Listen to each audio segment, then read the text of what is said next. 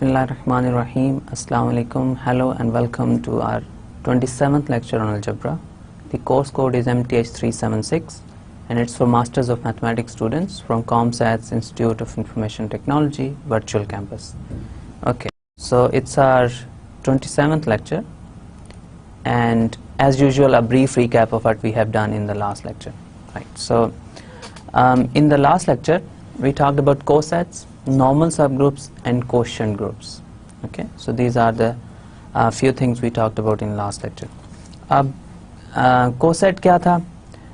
Coset हमारे पास ये होता है कि अगर आपके पास एक ग्रुप G है, उसका एक सब ग्रुप है H. ओके, तो हम ग्रुप G को हम अंडर मल्टीप्लिकेशन ले रहे हैं, ग्रुप H भी फिर मल्टीप्लिकेटिव सब ग्रुप होगा. तो हम ये सेट अगर डिफाइन करें A टाइम्स H, जिसमें हम किस तरह के एलिमेंट्स रख रहे हैं? A times H. A जो है वो ग्रुप का एलिमेंट है और H जो है वो एलिमेंट है सब ग्रुप का.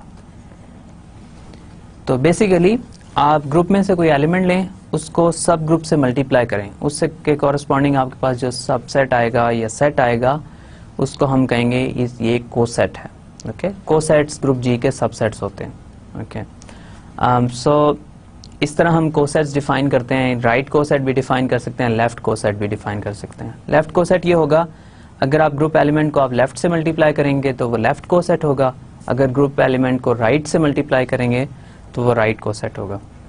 तो राइट कोसेट जो है उसको हम H टाइम्स A लिखेंगे. ओके, फिर हमने कहा कि अगर आपका ग्रुप अबिलियन हो तो लेफ्ट कोसेट और राइट कोसेट सेम होते हैं. इसके साथ साथ हमने ये बात की कि अगर आपके पास ग्रुप जो है उसके कोई सा भी ग्रुप है, उसके कोसेट्स जो हैं वो ज़रूरी नहीं है कि सब ग्रुप्स हों. ओके, समटाइम्स कोसेट जो हम बनाएंगे वो सब ग्रुप होगा, समटाइम्स नहीं होगा. ओके, सो फिर हमने ये कहा कि अच्छा ये ज़रूरी नहीं है कि अगर आपके पास ग्रुप अबिलियन हो फिर तो लेफ्ट कोसेट राइट कोसेट होगा. राइट, अब ये ज़रूरी नहीं है कि अगर अब ग्रुप अबिलियन हो तो उसका her left coset right coset हो, और ये भी ज़रूरी नहीं है कि लेफ्ट कोसेट राइट कोसेट ना हो. राइट, सो अगर आपके पास एक नॉन अबिलियन ग्रुप है तो उसके बारे में हम ये फिर क्वेश्चन कर सकते हैं कि क्या उसके कुछ ऐसे कोसेट्स हैं जिनका लेफ्ट कोसेट और राइट कोसेट सेम है. तो ऐसा पॉसिबल होता है अबिलियन नॉन अबिलियन ग्रुप्स के केस में कि उनके लेफ्ट कोसेट और राइट कोसेट सेम हो जाएं किसी खास सब ग्रुप के लिए, और उन खास सब ग्रुप को हम नॉर्मल सब ग्रुप कहते हैं. नॉर्मल सब ग्रुप क्या होते हैं? ऐसे ग्रुप्स हैं जिनके लिए हर लेफ्ट कोसेट उसके राइट कोसेट के इक्वल हो जाए. नॉर्मल सब ग्रुप कौन सा ग्रुप होता है? ऐसा ग्रुप N जिसके लिए her left coset right coset के इक्वल हो. ओके, अब मैंने नॉर्मल सब ग्रुप की थोड़ी सी आपको एक्सप्लेनेशन देने की कोशिश की थी. उसमें मैंने ये कहा था कि अब नॉर्मल सब ग्रुप को ये कह सकते हैं कि ये आपके ग्रुप G का अबिलियन पार्ट है. ओके, एक नॉर्मल सब ग्रुप जो है वो उस ग्रुप G का अबिलियन पार्ट होता है. नॉर्मल सब ग्रुप्स अबिलियन ग्रुप्स होते हैं. राइट, सो आपने नॉन अबिलियन ग्रुप लिया, नॉन अबिलियन ग्रुप में से नॉर्मल सब ग्रुप जो है उसका अबिलियन पार्ट है. अगर आपका ग्रुप अबिलियन है तो उसका तो हर सब ग्रुप नॉर्मल होगा. राइट, सो उसका हर सब ग्रुप अबिलियन है, नॉर्मल है, कोई प्रॉब्लम नहीं है. अगर ग्रुप नॉन अबिलियन है तो ज्यादा इंटरेस्टिंग, ज्यादा मतलब काम हमें करना पड़ता है. तो नॉर्मल सब ग्रुप जो है वो मेनली डिफाइंड है नॉन अबिलियन ग्रुप्स के लिए. अबिलियन ग्रुप्स के लिए भी डिफाइंड है, लेकिन उस केस में सारे सब ग्रुप्स जो हैं होते ही नॉर्मल हैं, तो ये कोई ऐसी नई बात नहीं है. लेकिन अगर आपने नॉन अबिलियन ग्रुप लिया, उसके लिए आप नॉर्मल सब ग्रुप ऐसे डिफाइन करेंगे, अगर सब ग्रुप का her left coset right coset के इक्वल हो तो वो आपका नॉर्मल सब ग्रुप होगा. तो नॉर्मल सब ग्रुप को अगर अंडरस्टैंड करना चाहें तो इसकी इंपॉर्टेंस क्या है? आपके पास सारा ग्रुप तो नॉन अबिलियन है, लेकिन हो सकता है उसका कोई पार्ट हो जो खुद अबिलियन हो. सारे के सारे एलिमेंट्स तो नॉन अबिलियन है, ठीक है, लेकिन उसमें से हो सकता है कुछ एलिमेंट ऐसे हों जो अबिलियन हो और उन सब को मिला के हम एक ग्रुप बना सकते हो. तो नॉर्मल सब ग्रुप को आप ये कह सकते हैं कि ये ग्रुप G का अबिलियन पार्ट है. ओके, तो ये कम्यूटेटिव पार्ट है ग्रुप G का. एक ग्रुप के एक से ज्यादा नॉर्मल सब ग्रुप्स हो सकते हैं. राइट, सो ये सारी चीजें हमने डिस्कस की थी लास्ट लेक्चर में. ओके, फिर हमने बात की क्वोशंट ग्रुप की। क्वोशंट ग्रुप की बात हमने ऐसे डिफाइन किया क्वोशंट ग्रुप को कि अगर आपके पास एक ग्रुप हो, उसका आपके पास एक नॉर्मल सब ग्रुप हो, ओके, एक ग्रुप है और उसका एक नॉर्मल सब ग्रुप है आपके पास, तो हम एक ग्रुप डिफाइन कर सकते हैं जिसको हम कहेंगे ये क्वोशंट ग्रुप है। आपने ये नॉर्मल सब ग्रुप n लिया और कोई सा भी ग्रुप g है, उसके लिए आपने ये क्वोशंट डिफाइन किया। क्वोशंट क्या है? The set of all left cosets. g quotient n क्या है? The set of all left cosets of n। लेकिन n तो नॉर्मल सब ग्रुप है, तो her left coset right coset भी होगा, तो बेसिकली g क्वोशंट n में सारे के सारे कोसेट्स आ रहे हैं नॉर्मल सब ग्रुप n के कॉरस्पॉन्डिंग जो भी कोसेट्स हैं। ओके, अब इसमें नॉर्मल सब ग्रुप क्यों लिया है? नॉर्मल सब ग्रुप हम नहीं लें तो क्वोशंट ग्रुप की डेफिनेशन की सेंस नहीं बनती। इसकी ज़्यादा डेप्थ में मैं नहीं जाऊंगा, इसके ऊपर थोड़ा सा टाइम लग सकता है अगर हम इस चीज़ को एक्सप्लेन करना चाहें। तो आप मतलब इसको यूँ अंडरस्टैंड कर सकते हैं कि अगर n आपका नॉर्मल सब ग्रुप नहीं होगा तो g क्वोशंट n की डेफिनेशन जो है उसकी कंप्लीट सेंस नहीं बनती है। तो जब भी क्वोशंट डिफाइन करेंगे तो आपने उसमें नॉर्मल सब ग्रुप लेना है।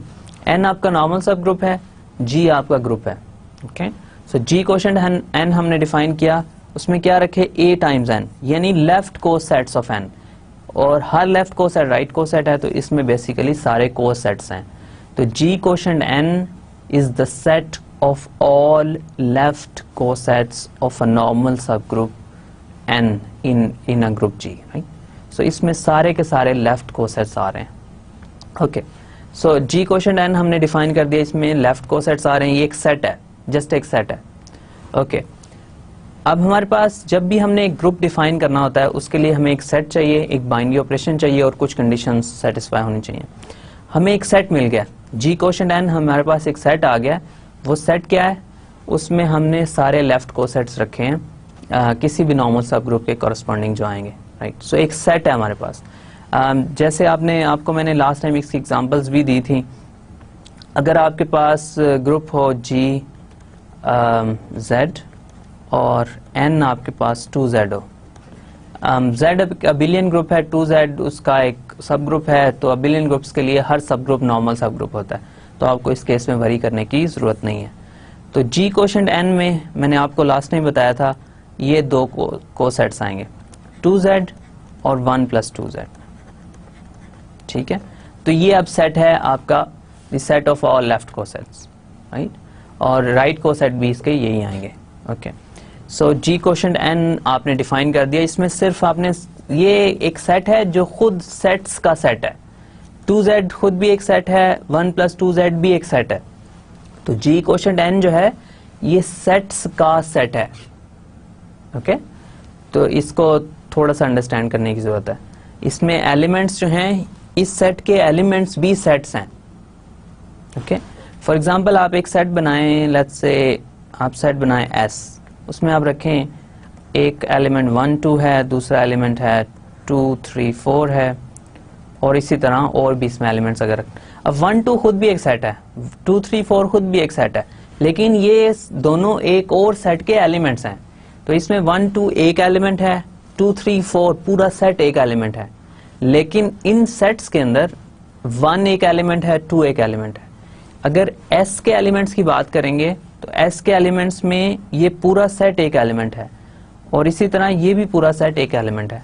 तो ये G क्वोशंट n जो है ये एक सेट है, सेट ऑफ सेट्स, इसके एलिमेंट्स खुद भी सेट्स हैं। ओके, अब 2Z इसका एक एलिमेंट है, 1 + 2Z इसका एक और एलिमेंट है।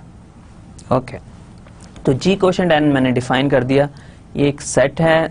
और अब हमने, अगर मैं एक बाइनरी ऑपरेशन डिफाइन कर सकूं G क्वोशंट n के ऊपर, तो मैं इसको एक ग्रुप बना सकता हूं। अब G क्वोशंट n को मैं ग्रुप बनाना चाह रहा हूं, इसके ऊपर एक बाइनरी ऑपरेशन डिफाइन करना चाह रहा हूं। इसके ऊपर बाइनरी ऑपरेशन क्या डिफाइन कर सकता हूं? लास्ट टाइम मैंने आपको ये डिफाइन करके दिखाया था कि इसके ऊपर कौन सा बाइनरी ऑपरेशन हम डिफाइन कर सकते हैं। ओके, अब बाइनरी ऑपरेशन मैंने ये डिफाइन किया है, मल्टीप्लिकेशन का बाइनरी ऑपरेशन कर रहा हूं। अब ये मेरा एक लेफ्ट कोसेट है, B एक और लेफ्ट कोसेट है, A और B दोनों ग्रुप G के एलिमेंट्स हैं, राइट, A और B दोनों G के एलिमेंट्स हैं। तो G के एलिमेंट्स को n से मल्टीप्लाई करें, आपके पास कोसेट्स आ जाएंगे, राइट। सो ए टाइम्स एन एक लेफ्ट कोसेट है, बी टाइम्स एन दूसरा एक लेफ्ट कोसेट है। ओके, अब इन दोनों को मैंने आपस में मल्टीप्लाई करना है, तो इसकी मल्टीप्लीकेशन मैं यूं करता हूं कि ए और बी को आपस में मल्टीप्लाई कर देता हूं और एन को एज इट इज रखते हैं। अब ये दोनों एलिमेंट्स जो हैं ये जी कोशेंट एन में से आ रहे हैं। अगर ये बाइनरी ऑपरेशन होगा जी कोशेंट एन के ऊपर, तो इसका रिजल्ट भी जी कोशेंट एन में आना चाहिए। अगर रिजल्ट जी कोशेंट एन में नहीं आ रहा, तो ये आपके पास ये जो मल्टीप्लिकेशन है ये वेल डिफाइंड नहीं है। तो अब ए टाइम्स एन और बी टाइम्स एन को जब मैंने मल्टीप्लाई किया तो मेरे पास आ गया ए बी टाइम्स एन। अब जी एक ग्रुप है, ए और बी इसके एलिमेंट्स हैं, तो ए टाइम्स बी जो है वो भी जी के अंदर होगा। ग्रुप जी जो है वो जी एक ग्रुप है, उसके अंदर से कोई से दो एलिमेंट्स लेंगे, उनको मल्टीप्लाई करेंगे। जी के ऊपर हम बाइनरी ऑपरेशन मल्टीप्लिकेशन का ले रहे हैं, तो जी के दो एलिमेंट्स को आपस में मल्टीप्लाई करेंगे तो उनका रिजल्ट भी जी में आना चाहिए अगर जी ग्रुप है, अदरवाइज जी ग्रुप नहीं होगा। तो इसका मतलब है ये ए बी भी एक एलिमेंट है ग्रुप जी का। तो मेरे पास है एक एलिमेंट ग्रुप जी का, उसको मल्टीप्लाई कर रहा हूं मैं एन के साथ। तो बेसिकली आपके पास एक और कोसेट आ गया, दो कोसेट्स को मल्टीप्लाई किया, उसके कॉरेस्पॉन्डिंग एक और कोसेट आ गया, राइट। सो यही मतलब इसमें बात हो रही है, ए बी टाइम्स एन। तो ए बी जो है ग्रुप जी का एलिमेंट है, एन नॉर्मल सब ग्रुप है, इनको आपस में मल्टीप्लाई करेंगे तो एक कोसेट आ जाएगा। ओके, सो ये मल्टीप्लिकेशन जो है ये वेल डिफाइंड है, ठीक है। इसमें आपको ज्यादा कुछ प्रूव करने की जरूरत नहीं है, जो मैंने आपको थोड़ा सा बता दिया इसके बारे में वो एनफ है। इसका प्रूफ मैं आपको, ये वेल डिफाइंड है, ये आपको मैं नोट्स में दे दूंगा, लेकिन लेक्चर्स में इसको मैं नहीं करूंगा। तो बाइनरी ऑपरेशन जो मैंने ऊपर डिफाइन किया है ये वेल डिफाइंड है, ठीक है। ओके, सो अगर मेरे पास सेट भी है, बाइनरी ऑपरेशन भी है, तो मैं अब ये क्वेश्चन कर सकता हूँ कि क्या जी कोशेंट एन जो है, ये ऊपर मैंने बाइनरी ऑपरेशन जो डिफाइन किया इसके अंदर एक ग्रुप बनाता है या नहीं। अगर ये ग्रुप बनाता है, अगर ये ग्रुप बनाता है तो इसका मतलब ये होना चाहिए कि आपके पास ग्रुप की जो प्रॉपर्टीज हैं इसको सेटिस्फाई करनी चाहिए। हम कैसे चेक कर सकते हैं? हम ग्रुप की प्रॉपर्टीज को चेक करेंगे, अगर वो सेटिस्फाई हो रही हैं तो ये ग्रुप बनाएगा, अगर ये सेटिस्फाई नहीं हो रही तो ये ग्रुप नहीं बनाएगा। ऑफ कोर्स हम इसकी प्रॉपर्टीज को चेक करके देखते हैं। अब मेरे पास जी कोशेंट एन है, उसमें एलिमेंट्स किस तरह के हैं? ए टाइम्स एन। ए कोई सा एलिमेंट हो सकता है ग्रुप जी में से, ठीक है। ओके, सो फर्स्ट है मैंने ये चेक करना है कि ये एसोसिएटिव हैं कि नहीं, ये चेक करके देख लेते हैं। तीन एलिमेंट्स मुझे चाहिए, ए टाइम्स एन, और फिर मैं इनको मल्टीप्लाई करता हूँ बी एन और सी एन, स्मॉल सी है, सी एन, ठीक है। ये तीन एलिमेंट्स हैं। अब इनको आपस में मल्टीप्लाई करूंगा तो बी सी आ जाएगा, फिर ए बी सी आ जाएगा। तो बेसिकली यहां से मेरे पास रिजल्ट आ जाएगा, ये इक्वल है A B C times n, ठीक है। ए बी और सी तीनों एलिमेंट्स हैं ग्रुप जी के, इनको आपस में मल्टीप्लाई करेंगे तो एक और ग्रुप जी का एलिमेंट आ जाएगा। अब ए बी सी तीनों अगर ग्रुप जी के एलिमेंट्स हैं तो ग्रुप जी के अंदर सारे एलिमेंट्स एसोसिएटिव होते हैं क्योंकि वो ग्रुप है। तो इसका मतलब ये है कि ये तीनों एलिमेंट्स एसोसिएटिव हैं, तो इनको मैं ये लिख सकता हूं A B times C times n. अब मैं इनको सेपरेट कर सकता हूं, इसको मैं कर सकता हूं, ये हो जाएगा ए बी टाइम्स एन और equal to times C times n. और अब इसको मैं ओपन कर लूं तो ये हो जाएगा A times n, B times n और टाइम्स सी टाइम्स एन, ठीक है। तो ये ऑफ कोर्स यहाँ से एसोसिएटिव लॉ प्रूव हो जाता है। हमने जस्ट ये यूज किया है कि जी जो है एक ग्रुप है और ग्रुप के एलिमेंट्स जो हैं आपस में एसोसिएटिव होते हैं, ठीक है। पहली प्रॉपर्टी जो है इसमें सेटिस्फाई होगी, ये ट्रू है। अब मैं सेकंड प्रॉपर्टी अगर चेक करना चाहूँ, सेकंड प्रॉपर्टी क्या है? इसके अंदर एक आइडेंटिटी एलिमेंट होना चाहिए, इसके अंदर एक आइडेंटिटी एलिमेंट होना चाहिए। उसको मैं किसी भी और एलिमेंट के साथ मल्टीप्लाई करूं तो मेरे पास रिजल्ट जो है वो वही एलिमेंट वापस आ जाए, ओके। सो इसमें आइडेंटिटी एलिमेंट मैंने ढूंढना है। ए टाइम्स एन है, इसको मैं किस एलिमेंट के साथ मल्टीप्लाई करूं कि मेरे पास रिजल्ट जो है वो ए टाइम्स एन आ जाए, ठीक है, अगर यहाँ पे आइडेंटिटी एलिमेंट से मल्टीप्लाई करूंगा तो रिजल्ट में यही एलिमेंट वापस आ जाएगा। ये आइडेंटिटी की डेफिनेशन है। सो अगर मैं इसको मल्टीप्लाई करूंगा 1 टाइम्स n से, 1 जो है वो एलिमेंट है किसका, ग्रुप G का, और आइडेंटिटी है ग्रुप G की। ओके, तो इन दोनों का में मल्टीप्लाई कर लें तो ये आपके पास आ जाएगा a टाइम्स 1 टाइम्स n। अब a एलिमेंट है G का, 1 उसकी आइडेंटिटी है, तो इसका मतलब इन दोनों का आपस में मल्टीप्लाई करूं तो a टाइम्स n आ जाएगा। तो इसका मतलब ये है कि ये जो G कोशेंट n है उसमें 1 times n equal to n is the identity element.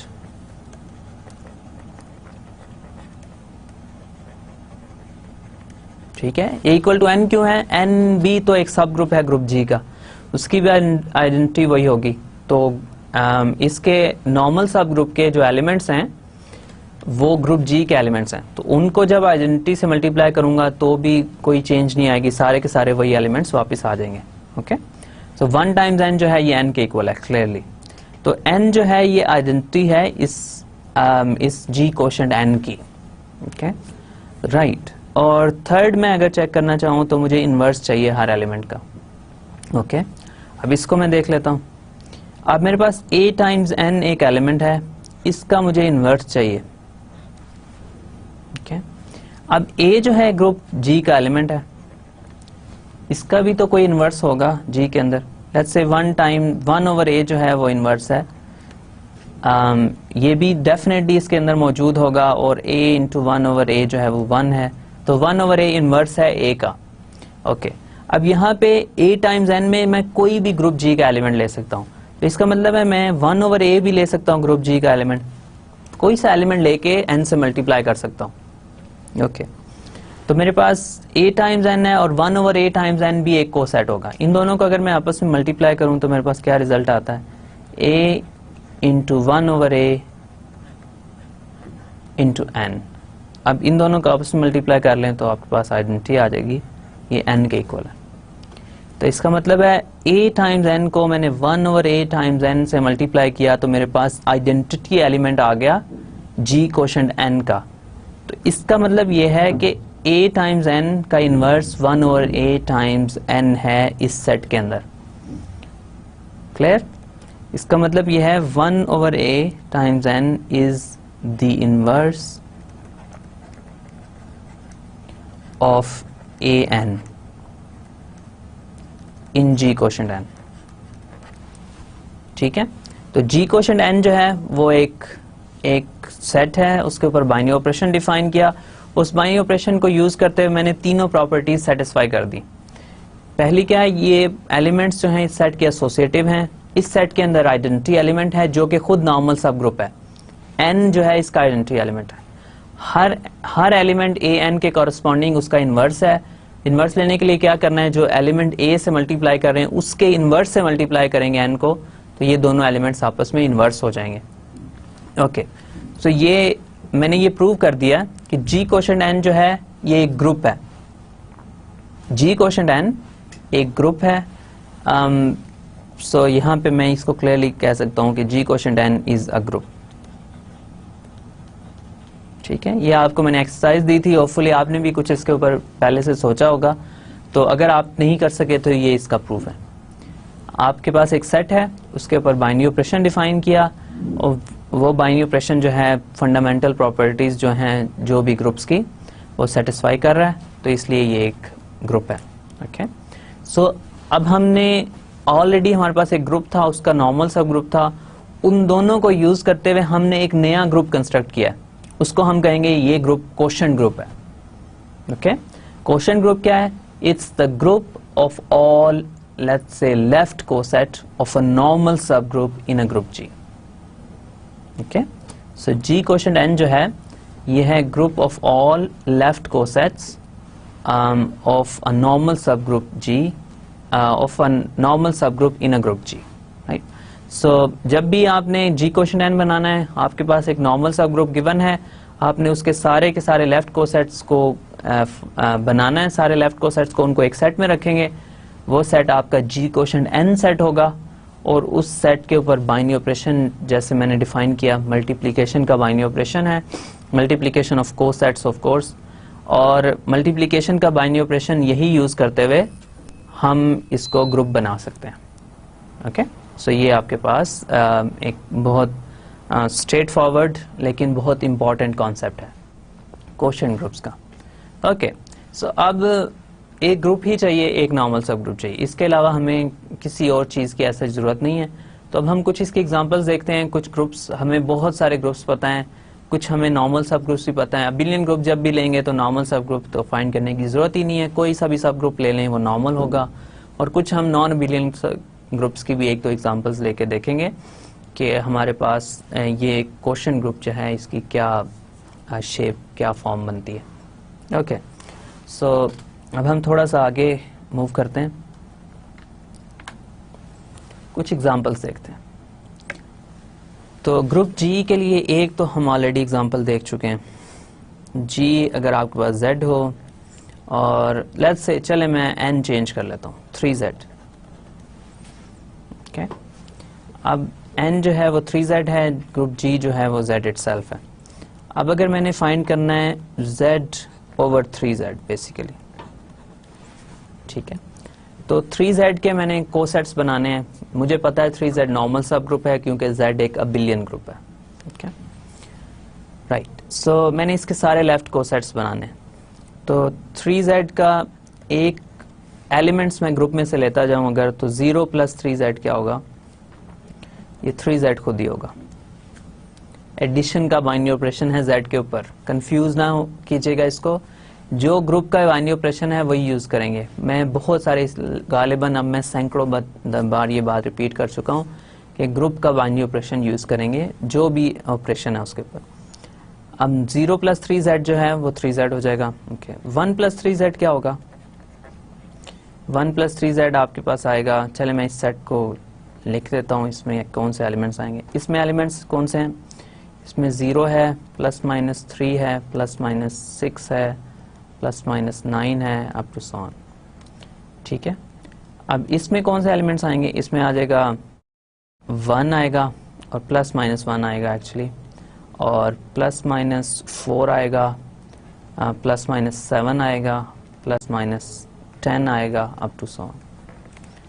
ठीक है, अब 2 प्लस 3z अगर मैं लूँ, उसमें कौन से एलिमेंट्स आएंगे, उसमें प्लस माइनस 2 आएगा। इसको आप वेरीफाई कर सकते हैं, ये सेट्स की बहुत इजी एक्सरसाइज है। प्लस माइनस 2 आएगा इसमें, फिर इसके अलावा आएंगे प्लस माइनस 5 आएगा, प्लस माइनस 8 आएगा, और इसके अलावा प्लस माइनस 11 आएगा, अप टू सो ऑन। ठीक है, अब अगर इसके अलावा कोई मैं कोसेट फाइंड करना चाहूँ, तो इसके अलावा जो कोसेट है, अगर आप 3 प्लस 3z करना चाहें तो ये आप देख सकते हैं इसको कि इसमें आएगा आपके पास जनाब 0 आएगा, प्लस माइनस 3 आएगा, प्लस माइनस 6 आएगा, प्लस माइनस 9 आएगा, अप टू सो ऑन। तो ये जो कोसेट है ये 3z के इक्वल आ जाएगा। राइट, अब इसकी डिटेल जो है ये आप खुद वेरीफाई कीजिएगा, लेकिन z ओवर 3z के 3 ही डिफरेंट कोसेट हैं, इसके अलावा इसके कोई और डिफरेंट कोसेट्स नहीं है। बाकी सारे के सारे जो कोसेट्स हैं वो इन्हीं में से कोई एक आएगा। आप ग्रुप जी का एलिमेंट चेंज करते जाएं, आपके पास इन्हीं में से कोई कोसेट रिपीट होके आएगा, कोई नया कोसेट नहीं आ सकता।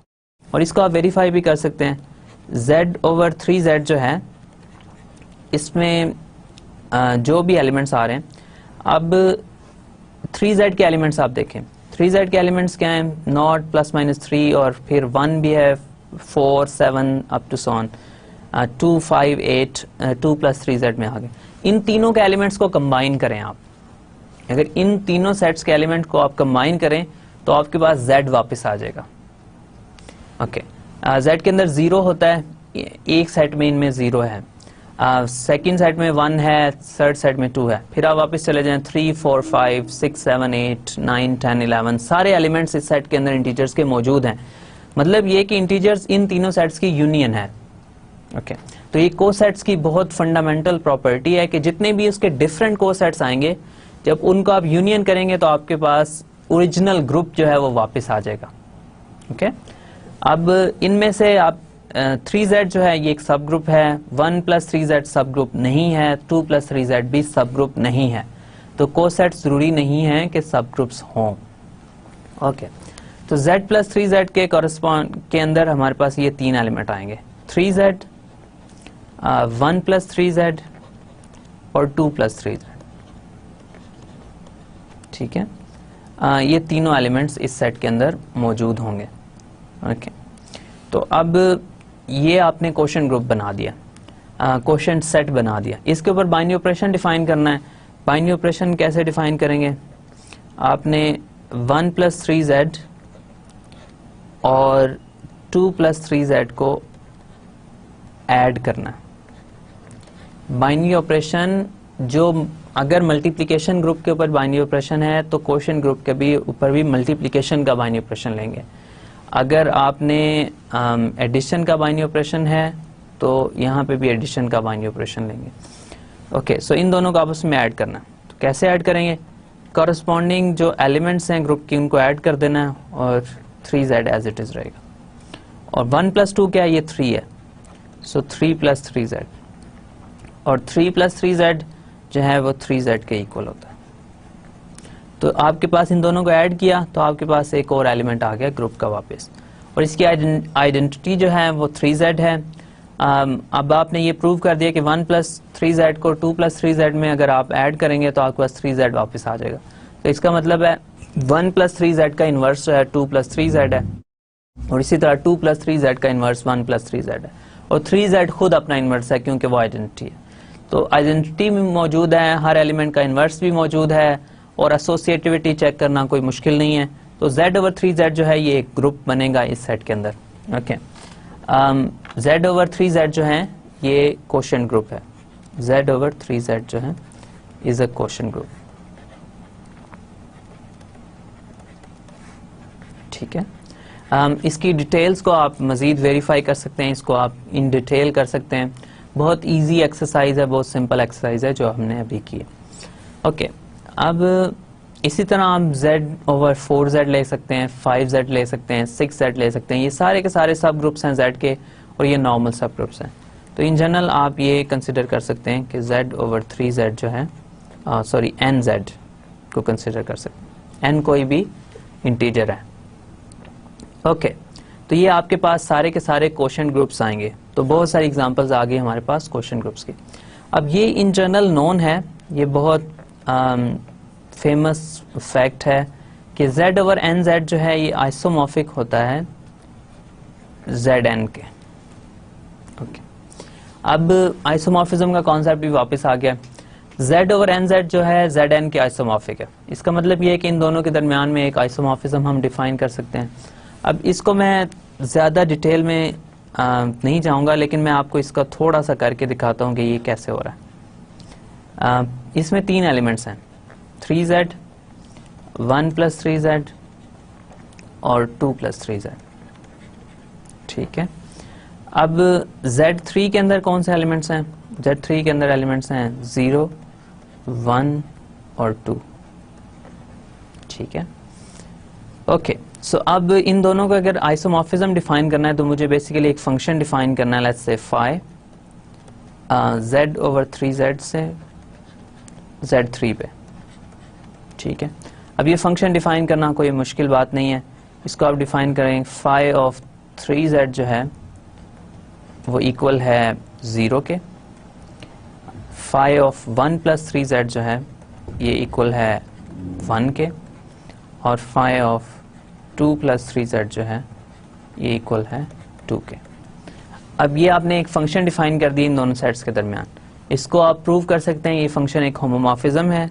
आप ये भी प्रूव कर सकते हैं कि ये फंक्शन 1 1 है, ऑन टू भी है। 1 1 और ऑन टू तो क्लियर है, इस फंक्शन की डेफिनेशन से ही क्लियर है कि ये 1 1 भी फंक्शन है और ऑन टू भी फंक्शन है। आपने जस्ट ये प्रूव करना है कि ये फंक्शन एक होमोमॉर्फिज्म है, तो आपको ये पता चल जाएगा कि ये फंक्शन जो है ये एक आइसोमॉर्फिज्म है z/3z से z3 पे। तो z/3z जो है वो z3 ही है। ये दोनों आपस में आइसोमॉर्फिक हैं, ये सेम ग्रुप्स हैं।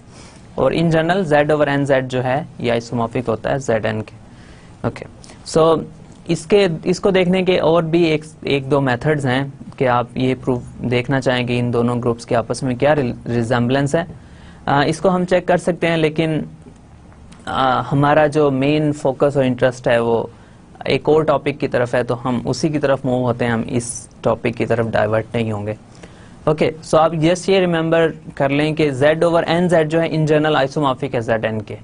ओके, आपको कहा जाए कैसे है ये आइसोमॉर्फिज्म, आप इसके इन दोनों के दरमियान आइसोमॉर्फिज्म डिफाइन भी कर सकते हैं। ये मुश्किल नहीं है कि आपने ये प्रूव करना हो Z ओवर NZ जो है आइसोमॉर्फिक है ZN के, यानी Z ओवर NZ और ZN ये दोनों एक ही ग्रुप है। अगर आपने ये प्रूव करना हो, आप इन दोनों के दरमियान एक मैप डिफाइन कर सकते हैं, जैसे मैंने यहाँ पे मैप डिफाइन किया। ऐसे ही डिफाइन होगा इन जनरल भी, यही एलिमेंट्स आप असाइन करेंगे तो आपके पास ये मैप जो है हमेशा आइसोमॉर्फिज्म होगा। Okay, right. अब इसकी एक या दो मजीद एग्जांपल्स देख के हम आगे किसी और कॉन्सेप्ट जो हमारा मेन फोकस है उसकी तरफ मूव हो जाएंगे। ओके, एक और ग्रुप लेते हैं, लेट्स से S3। S3 एक नॉन अबिलियन ग्रुप है। इसका मतलब है इसका कोई सा सब ग्रुप मैं नहीं ले सकता, इसका नॉर्मल सब ग्रुप मुझे लेना होगा। अब हमने ये प्रूव किया है कि इसका नॉर्मल सब ग्रुप जो है A3 है। A3 को हमने प्रूव किया हुआ है लास्ट लेक्चर में कि A3 जो है S3 का एक नॉर्मल सब ग्रुप है। ओके, सो S3 में फिर से एलिमेंट्स लिख देता हूँ। होपफुली अब तो आपको ये फिंगर्स पे याद हो गए होंगे कि S3 के कौन से एलिमेंट्स हैं। 1 2 3 है और 1 3 2। ओके, A3 के अंदर कौन से एलिमेंट्स हैं? A3 के अंदर एलिमेंट्स हैं जनाब 1 और 1 2 3 और 1 3 2। ओके, अब आपने डिफाइन करना है G कोशेंट N, ठीक है, या आपने डिफाइन करना है S3 कोशेंट A3। ओके, अब बेसिकली आपने करना क्या है, आपने कोसेट्स फाइंड करने हैं। हमने लकीली हम इसके कोसेट्स भी फाइंड कर चुके हैं पहले से। हमें ये पता है कि इसके दो कोसेट्स हमें मिले थे। इसके कोसेट्स हैं, एक तो खुद ग्रुप A3 है और दूसरा इसका कोसेट था ये सेट। उसमें आ रहे थे 1 2 1 3 और 2 3, ठीक है। अब आप इसको देख सकते हैं कि इन दोनों, ये दो एक सेट और ये वाला एक सेट, इन दोनों का यूनियन S3 है। तो इसका मतलब ये है कि ये दोनों डिस्टिंक्ट कोसेट्स हैं, और अगर आप इसका कोई और कोसेट आपको मिलेगा तो वो इन दोनों में से ही एक होगा, इसके अलावा नहीं होगा। तो G कोशेंट N हमने डिफाइन कर दिया, उसमें ये दो कोसेट्स आ रहे हैं। ओके, अब हमने ये देखना है कि क्या ये ग्रुप है। वेल, आप बाकी चीजें आप इजीली चेक कर सकते हैं, आई एम श्योर। इसमें आइडेंटिटी एलिमेंट क्या है? आइडेंटिटी एलिमेंट A3 है, ठीक है। अब इसमें इनवर्स क्या है, मतलब आपने मल्टीप्लिकेशन डिफाइन की हुई है ना। अब मल्टीप्लिकेशन कैसे डिफाइन की हुई है? ये आपका कोसेट है, लेट्स से मैं इसको लिख देता हूँ, इसमें 1 प्लस A3 है एक कोसेट जो कि A3 के इक्वल है, और फिर इसके अलावा आपके पास इसमें कोसेट है लेट्स से 1 2 प्लस A3, ठीक है। Sorry, wrong. 1, ये यहाँ पे एडिशन ऑफ कोर्स नहीं हो सकती, हम परमुटेशंस की बात कर रहे हैं, तो एडिशन इसमें किसी सूरत नहीं आ सकती। परमुटेशंस को हम ऐड नहीं कर सकते हैं। ओके, सो 1 टाइम्स A3 है बेसिकली, राइट। सो एक कंपोजिशन हो रही है यहाँ पे, ठीक है। ओके, सो अब ये दो कोसेट्स हैं आपके पास, इन दोनों का आपस में मल्टीप्लाई या कंपोज कैसे करेंगे? 1 A3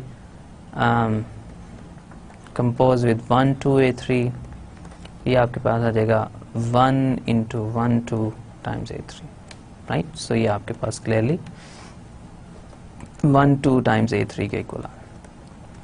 ओके, सो इसमें आइडेंटिटी A3 है, इसमें इन्वर्स जो है वो आप हर एलिमेंट का फाइंड कर सकते हैं। A3 का इन्वर्स खुद A3 होगा, और 1 2 टाइम्स A3 का फिर क्या इन्वर्स होगा? कोई और ऑप्शन बचती नहीं है, ये खुद ही अपना इन्वर्स होगा। तो ये भी अपना खुद इन्वर्स है, ये भी अपना खुद इन्वर्स है, राइट। और इसमें आपने एसोसिएटिव लॉ चेक करना हो तो वो भी हार्ड नहीं है। तो हमने एक और एग्जांपल देखी और हमने ये भी प्रूव कर दिया कि S3 quotient A3 is also a group। ठीक है, इसके अलावा आप ग्रुप्स की बात करना चाहें, आप इसमें एक एक्सरसाइज में आपके लिए छोड़ देता हूँ, काफ़ी एग्जांपल्स हमने कर ली हैं। ओके, सो मैट्रिक्स ग्रुप्स लें आप। लेट्स से 2x2 मैट्रिसेस का ग्रुप ले लें आप और अंडर एडिशन ले लें। ठीक है, इसके अलावा आप इसका एक नॉर्मल सब ग्रुप फाइंड करना है। अब अंडर एडिशन ग्रुप है 2x2 मैट्रिसेस का, तो ये एक अबिलियन ग्रुप है। तो अबिलियन ग्रुप का कोई सा ग्रुप ले लें, वो सब ग्रुप ले लें, वो नॉर्मल सब ग्रुप होगा। तो लेट्स से इसका आप सब ग्रुप ले लें इस तरह के मैट्रिसेस पे, उसमें हो A, B और 0, 0।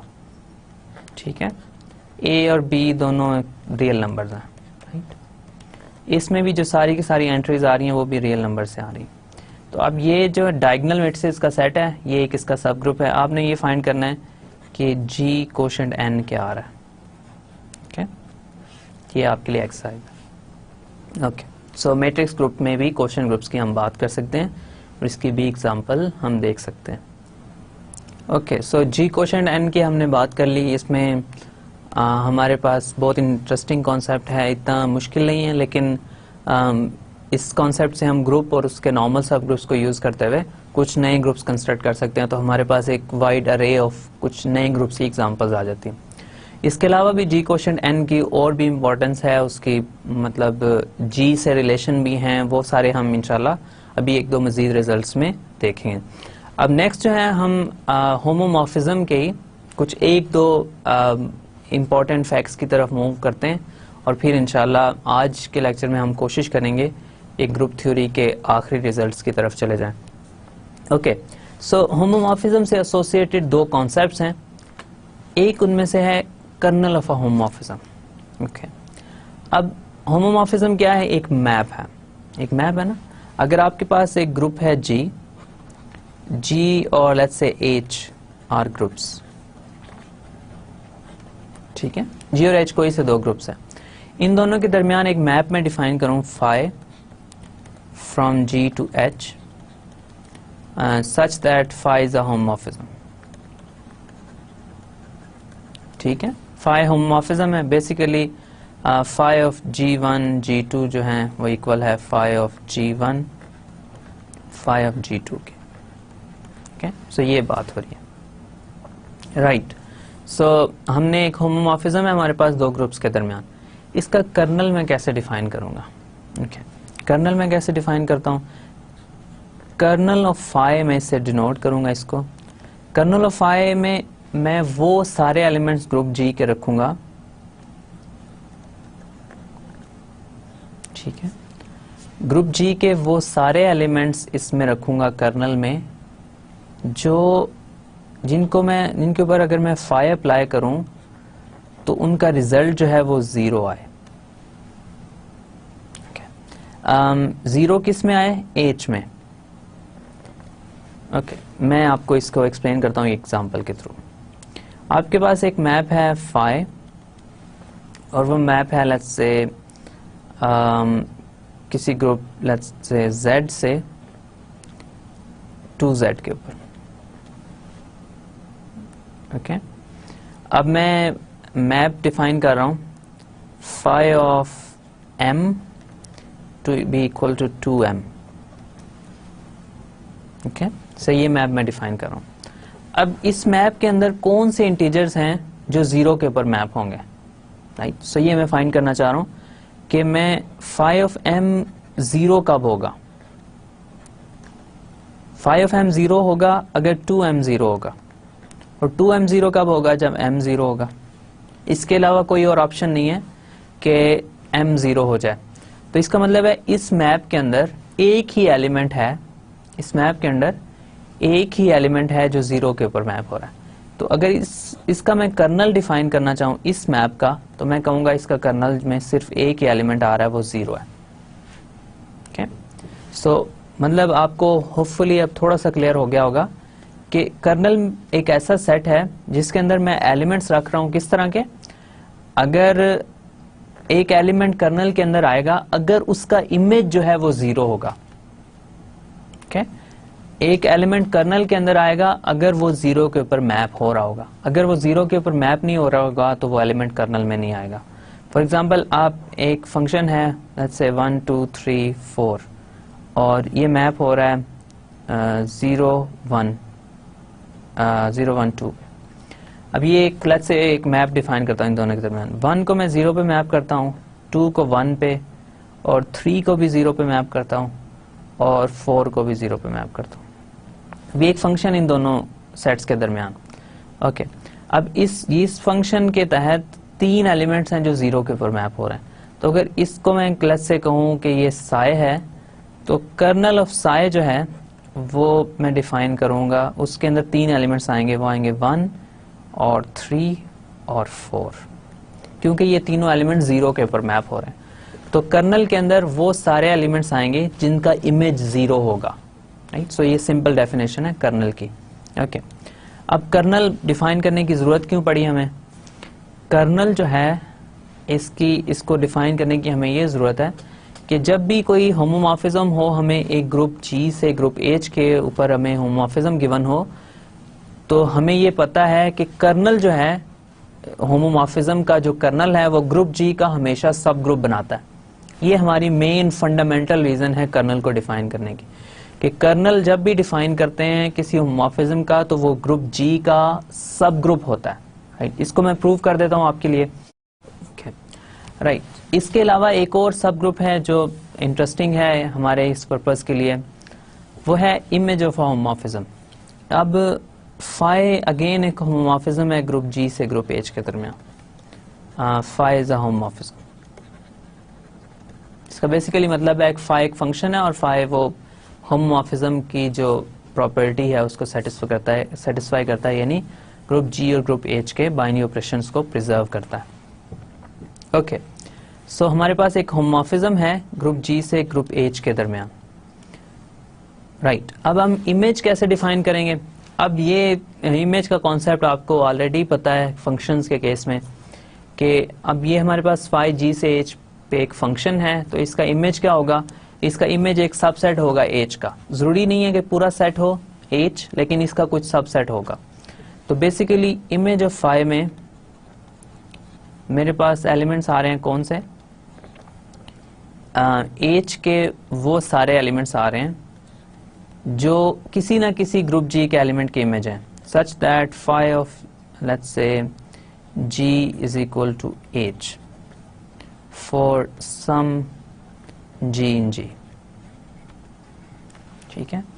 H के वो सारे एलिमेंट्स हैं इस सेट के अंदर जो ग्रुप G के किसी ना किसी एलिमेंट के ऊपर मैप हो रहे हैं, किसी ना किसी एलिमेंट का इमेज है। इसके अंदर इमेज ऑफ फाई के अंदर वो सारे एलिमेंट्स हैं H के जो फाई के अंडर किसी ना किसी ग्रुप G के एलिमेंट का इमेज है। ओके, सो ये वो सारे एलिमेंट्स हैं जो मैप हो रहे हैं एक्चुअल में। ये इमेज ऑफ फाई का जो सेट है वो H के इक्वल भी हो सकता है, लेकिन इन जनरल ये H का एक सबसेट होगा। ओके, सो हमारे पास हमने एक नया सेट डिफाइन कर दिया जिसको हमने क्या कहा? ये इमेज ऑफ फाई। ओके, अब इसको डिफाइन करने की सेपरेटली जरूरत क्या थी? हमें पहले ही पता था कि मतलब इमेज हम ऐसे डिफाइन करते हैं। इसको सेपरेटली डिफाइन करने की भी यही रीजन है कि इमेज ऑफ फाई जो है इज अ सब ग्रुप ऑफ H। ओके, पहले हमने एक सेट डिफाइन किया जिसको हमने कर्नल कहा, वो सब ग्रुप देता है हमें ग्रुप G के। अब हमने एक और सेट डिफाइन किया जो हमें सब ग्रुप्स देता है ग्रुप H के। तो ये होमोमॉर्फिज्म और उसके कॉरेस्पॉन्डिंग ये सबसेट्स हैं। ये इंपॉर्टेंट इसलिए है कि इससे हमें एक बहुत बड़ी क्लास ऑफ सब ग्रुप्स मिलती है। जितने होमोमॉर्फिज्म हैं उनके कॉरेस्पॉन्डिंग आपको सब ग्रुप्स मिलते जाएंगे, ग्रुप G के भी और ग्रुप H के भी। सो इसी को मैं, इस स्टेटमेंट को ही मैं प्रूव करना चाह रहा हूँ कि इमेज ऑफ फाई जो है सब ग्रुप है H का। ओके, सो अब ये कैसे प्रूव करूंगा? फिर वही आसान सी बात है कि आपने ये प्रूव करना है कि इमेज ऑफ फाई जो है ये सब ग्रुप है H का। तो आपने 2 एलिमेंट्स लेने हैं इमेज ऑफ फाई में से, जैसे मैंने लास्ट में प्रॉपर्टी यूज की तो वो दोनों प्रॉपर्टीज़ यूज़ करके वो एक ही प्रॉपर्टी हम अगर हम प्रूव कर देंगे तो हमारे पास ये प्रूव हो जाएगा कि इमेज ऑफ फाई एक सब ग्रुप है एच का। अब दो एलिमेंट्स अगर मैं लूँ इमेज में से, लेट्स से H1 और H2 दो एलिमेंट्स हैं इमेज ऑफ फाई के, ठीक है, दो एलिमेंट्स हैं, कोई से दो एलिमेंट्स हैं, राइट। अब मैं ये शो करना चाह रहा हूँ कि इमेज ऑफ फाई जो है ये एक सब ग्रुप है, ओके। इसके लिए मुझे ये प्रूव करना है कि H1 to prove H1 H2 inverse जो है ये भी इमेज ऑफ फाई के अंदर मौजूद है। अगर मैं ये प्रूव कर दूं तो मेरे पास ये प्रूव हो जाएगा कि इमेज ऑफ फाई एक सब ग्रुप है, ओके। सो H1 H2 इनवर्स जो है वो इमेज ऑफ फाई के अंदर मौजूद होगा, ओके। सो मैंने ये प्रूव करना है तो इसके लिए मेरे पास एक ही रीज़न, एक ही तरीका है कि अब H1 H2 इनवर्स इमेज में है तो इसका मतलब इसके कॉरस्पॉन्डिंग मेरे पास G के अंदर कोई एलिमेंट मौजूद है जिसका जिनके कॉरस्पॉन्डिंग ये इमेजेस हैं, राइट। तो H1 H2 image of phi में इसका मतलब ये हुआ कि there exist let's say G1 G2 in G, ये डेफिनेशन है इमेज की, such that phi of G1 let's say ये H1 है और फाई ऑफ G2 को आप मे बी H2 ले लें, phi of G2 is equal to H2, ठीक है। तो अब ये डेफिनेशन मैंने यूज कर ली। अब मैं ये प्रूव करना चाह रहा हूँ कि H1 H2 इनवर्स जो है इमेज ऑफ फाई में मौजूद है, ओके। सो बाय डेफिनेशन ये phi of G1 is equal to H1 और phi of G2 is equal to H2। अब इसमें आपको ये पता है कि G2 अगर एलिमेंट हो ग्रुप G का तो G अगर एक ग्रुप है तो उसके कॉरस्पॉन्डिंग हर एलिमेंट का इन्वर्स भी होगा। तो इसका मतलब यह है कि हमारे पास G2 इन्वर्स भी ग्रुप G के अंदर मौजूद है, राइट, ओके। सो फाई एक होमोमॉर्फिज्म है तो फाई ऑफ G2 इन्वर्स जो है वो होगा H2 इन्वर्स के इक्वल, राइट। सो अब इस अगर प्रॉपर्टी को मैं कह दूं ये 2 है और phi of G1 is equal to H1, इसको आप 1 कह दें। इन दोनों को यूज करते हुए मैं ये प्रूव कर सकता हूँ कि H1 H2 इनवर्स जो है वो भी इमेज ऑफ फाई में, ओके। सो मैं ये करता हूँ कि फाई ऑफ G1 को फाई ऑफ G2 इनवर्स से मैं मल्टीप्लाई करता हूँ, कर सकता हूँ, कोई प्रॉब्लम नहीं है। अब फाई एक होमोमॉर्फिज्म है तो इसका ये मतलब है आपको ये भी पता है कि फाई ऑफ G1 क्या है, फाई ऑफ G1 H1 है 1 से और फाई ऑफ G2 इनवर्स जो है वो है H2 इनवर्स के इक्वल, ठीक है। तो H1 H2 इनवर्स किसके इक्वल आ गया, phi of G1 times phi of G2 inverse के, ओके। सो इन दोनों को आपस में जस्ट मल्टीप्लाई किया, ओके। फिर इसके बाद क्या हो रहा है, ये एक होमोमॉर्फिज्म है फाई, तो इसको मैं ये लिख सकता हूँ ये है phi of G1 G2 inverse के इक्वल, ओके। तो H1 H2 इनवर्स के कॉरस्पॉन्डिंग मुझे एक एलिमेंट मिल गया G1 G2 इनवर्स जो कि G में होगा ऑफ कोर्स, क्योंकि G1 और G2 इनवर्स G के एलिमेंट्स हैं और G एक ग्रुप है, उनका प्रोडक्ट भी ग्रुप के अंदर होगा। तो H1 H2 इनवर्स के कॉरस्पॉन्डिंग मुझे ग्रुप G के अंदर एक एलिमेंट मिल गया such that phi of G1 G2 inverse जो है H1 H2 इनवर्स के इक्वल है। इसका मतलब ये हुआ कि H1 H2 इनवर्स जो है वो भी इमेज ऑफ फाई के अंदर मौजूद है, ओके। तो इमेज ऑफ फाई एक सब ग्रुप है, तो इसका मतलब ये हुआ कि इमेज ऑफ फाई जो है इज अ सब ग्रुप ऑफ H, ठीक है। तो ये आपने इसका बहुत इजी और फंडामेंटल प्रूफ था। अब हमने क्या किया, हमारे पास एक होमोमॉर्फिज्म था, होमोमॉर्फिज्म के कॉरस्पॉन्डिंग हमने दो नए सेट्स डिफाइन किया। एक को हमने कहा कि कर्नल है, दूसरे को हमने कहा ये इमेज है। कर्नल और इमेज को हमने ये प्रूव किया कि कर्नल जो है अगर मैप जो है वो G से H पे है तो कर्नल ऑफ फाई हमेशा सब ग्रुप होगा ग्रुप G का, और इमेज ऑफ फाई जो है ये हमेशा सब ग्रुप होगा ग्रुप H का। तो जब भी एक होमोमॉर्फिज्म होगा उसके कॉरस्पॉन्डिंग आप दो सब ग्रुप्स फाइंड कर सकते हैं, एक ग्रुप G का और एक ग्रुप H का। इसका मतलब यह है कि जब भी आप होमोमॉर्फिज्म चेंज करते रहें आपके पास नए से नए उसके ग्रुप्स आते जाएंगे, राइट। सो हर होमोमॉर्फिज्म के कॉरस्पॉन्डिंग आप कर्नल भी डिफाइन कर सकते हैं, हर होमोमॉर्फिज्म के कॉरस्पॉन्डिंग आप इमेज भी डिफाइन कर सकते हैं। तो कर्नल और इमेज हमेशा सब ग्रुप्स होंगे ग्रुप जी और ग्रुप एच के कॉरस्पॉन्डिंगली। तो ये आपके पास एक आप समझ लें एक मेथड आ गया, एक क्लास आ गई ग्रुप्स की जो होमोमॉर्फिज्म के कॉरस्पॉन्डिंग हमें सब ग्रुप्स देगी। ओके, सो ये बहुत इम्पॉर्टेंट कॉन्सेप्ट्स हैं कर्नल ऑफ फाई और इमेज ऑफ फाई के। एक बार फिर मैं दोबारा लिख देता हूँ। कर्नल में कौन से एलिमेंट्स आएंगे? कर्नल में ग्रुप जी के वो एलिमेंट्स आएंगे। फाई एक होमोमॉर्फिज्म है जी से एच के दरमियान, तो जी के वो एलिमेंट्स आएंगे जो 0 पे मैप हो रहे होंगे एच में। ओके, इमेज में वो एलिमेंट्स आएंगे एच के जो जी के किसी ना किसी एलिमेंट का इमेज होंगे फॉर सम जी इन जी। ठीक है, तो इमेज और कर्नल का होपफुली आपको क्लियर हो गया होगा। इसकी कुछ एग्जांपल्स भी आप कर सकते हैं, आपके लिए इजी एक्सरसाइज है कि हमने लेक्चर्स में find kernel and image for all homomorphisms discussed in lectures.